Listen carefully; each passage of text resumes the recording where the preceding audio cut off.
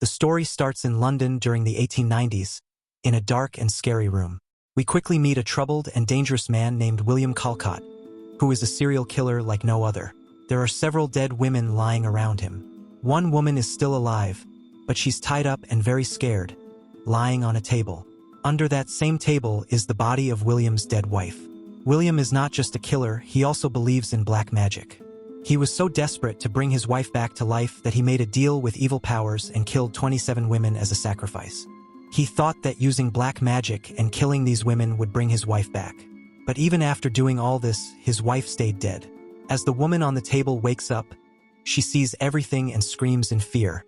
William picks up a knife and gets ready to kill her, but at that moment, the police show up. The situation gets out of control when William refuses to stop. He kills the woman right in front of everyone and even takes the life of one of the officers before he is finally caught and beaten badly. As they drag him away, his bloody eyes look one last time at his wife's dead body, upset that she's still not alive. A few days later, we see William locked up in prison under tight security. Two officers, George and Philip, bring a priest to his cell. William has been talking to himself, clearly mentally unstable. Today is the day he will be executed. But this is not a normal execution. It's the first time they're using an electric chair brought from America. In the execution room, the governor lists all of William's crimes, the cruel killing of 28 women. He then offers some final words, saying, "May God rest your soul." But William just smiles and says, "Your God will never own my soul." He had already given himself over to something much darker. Then comes the moment of judgment. The guards cover William's face and switch on the electric chair. The crowd watches in shock. William doesn't die right away. He lives through the first wave of electricity. More power is sent into his body until, at last, his body gives up. But even after death, something about him feels incomplete. Next, we meet two new people, Frederick Ladbroke, an older man, and his niece, Emma Wicks. They work together as post-death photographers, taking pictures of dead bodies for records. They are called to the morgue to take photos of William's dead body. It's important to mention that Emma working in this field is not common. At that time, jobs like these were mostly done by men. Her being there surprises people, and even a police officer at the morgue says this isn't a place for a young woman. Inside, George leads them to William's body. Frederick asks who he was, and George replies grimly, "He killed 28 women." As Emma sets up the camera and looks through the lens, she suddenly sees William move just slightly, but enough to startle her. George asks if she's okay. Though shaken, Emma brushes it off, and they leave shortly after. The next day, we find Frederick and Emma at the British Paranormal Society, where Frederick passionately explains a device he's built. He believes that when a person dies, their soul transforms into energy, and that energy can be attracted, detected, and even communicated with. His machine, he claims, can prove this, but the society laughs at him. They mock his machine, saying a simple Ouija board does the job better. Frederick is frustrated. He spent his life chasing this dream. Emma tries to encourage him, but Frederick feels defeated. He tells her to live a normal life, to get married and not make the same lonely choices he did. That evening, a strange man named Lucien talks to Frederick at a bar. Lucien tells him not to give up hope. "When your machine is ready, bring it to me," he says. At home, Emma keeps working quietly on the machine. She refuses to let the dream fade away. As Emma improves the machine, something dark happens in the prison. A scared prisoner begs Officer George to kill him before morning. He says he keeps hearing William's voice, talking to him from the dead. George thinks he's just scared and doesn't take it seriously. But later that night, everything changes. The prisoner suddenly becomes calm, like he's not afraid anymore. Then, he uses his scarf to hang himself. The next morning, Emma looks carefully at the photo she took of William's dead body. There's something odd in the image. Distortions, as if William is looking back at her. Frederick suspects it might be a double exposure, but when she reprints it, the anomaly remains. This confirms his theory. A spirit is tied to the photo. If true, this could be the proof they need to test the machine. They head back to the prison, asking George about the recent suicide. George reveals that the inmate had claimed to hear William's voice. Strange occurrences are spreading across the prison and inmates are becoming unstable. George suggests bringing in a priest for protection during a reading of the Bible. The priest experiences a violent attack by an unseen force. His Bible flies. He's across the room, and he's thrown against the wall. When questioned later, the priest confesses in horror. "I saw the devil." Enter Lucien Howe, a renowned paranormal investigator. Alongside Emma and Frederick, he arrives to examine the prison. While the governor is skeptical, Lucien insists on using Frederick's machine to connect with the spirit world. Emma sets it up and activates it during a controlled test. The result? A chilling, demonic voice is captured on the audio device, proof that something is haunting the prison. Lucien is impressed, but warns don't activate the machine again unless I say so. Meanwhile, Frederick grows suspicious that Lucien might take credit for the invention. Emma reassures him, but tension remains.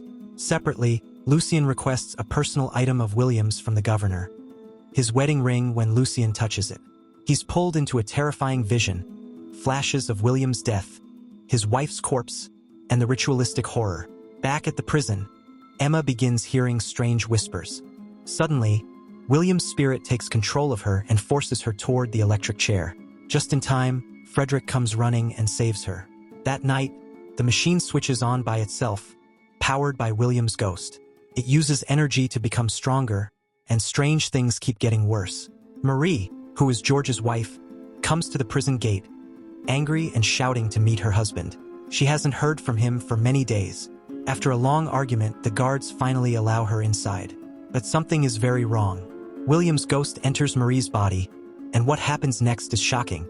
She kills George by choking him, then throws up blood on Officer Philip, which kills him too. She keeps going, looking for more people inside the prison to kill. At the same time, Lucien tells Emma that she has a special spiritual power protecting her, which might be the reason she's still alive. But when Marie, controlled by William, starts the energy machine, she spins it wildly, letting out more and more strange energy that makes William stronger. Then Marie attacks Frederick. Even though he gets hurt, he still manages to kill her. But William's control is not gone yet. Marie's body rises again and rushes toward Emma. This time, Emma defends herself and kills her once more. While Marie says strange and scary words in a language no one understands, Lucien tells everyone not to stop her, just let her go. But Marie, now fully taken over by William, runs after the hurt priest and strangles him using his own holy necklace, leaving him dead too. Lucien, now desperate, speaks to William's ghost directly. He tells him that he can never really bring his wife back because he doesn't have a real body for her soul to live in. Angry, William turns on Marie and destroys her from inside, ending her possession and burning her body completely. The team comes back together. Frederick and Emma understand that the only way to stop William is by turning the machine's energy in the opposite direction. Instead of giving him power, they plan to take it away. But for that, they need something personal that makes him weaker, not stronger. Lucien had tried using William's wedding ring, but it made his spirit even more powerful. Then Emma gets an idea, to use the jail cell key, which reminds William of his pain and prison time. Lucien thinks it could work. Frederick connects the energy machine to the electric chair and prepares the trap. Lucien makes William angry and challenges him. Full of anger, William rushes forward. The machine starts working, pulling energy out of him and making him weaker. At the right moment, Lucien captures William's spirit inside the jail key, locking him away forever. The group stands exhausted but relieved. Finally, the prison has been freed from its curse. The governor meets them in the warden's office, thanking each of them for putting an end to the nightmare. The gates are closed now, he says, metaphorically and literally. He opens the main exit, allowing everyone to finally leave. Days later, Lucien visits Frederick and Emma at their home. He hands them an envelope containing payment for their work, but also brings with him a question. What's next for you two? Frederick, who once thought his life's work was meaningless, now feels a strange sense of fulfillment. He replies, "We were thinking about going back to post-mortem photography. Something simpler," Emma adds, half smiling.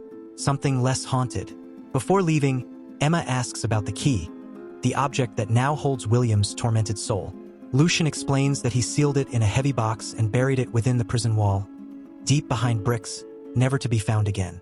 No one will ever be able to reach it, he tells them with confidence. But when Lucien leaves, there's a strange silence in the air. Deep down, no one really feels sure that it's truly finished. That night, Frederick sits alone. He takes off the glove from his hand, the same hand he's been hiding since they defeated William.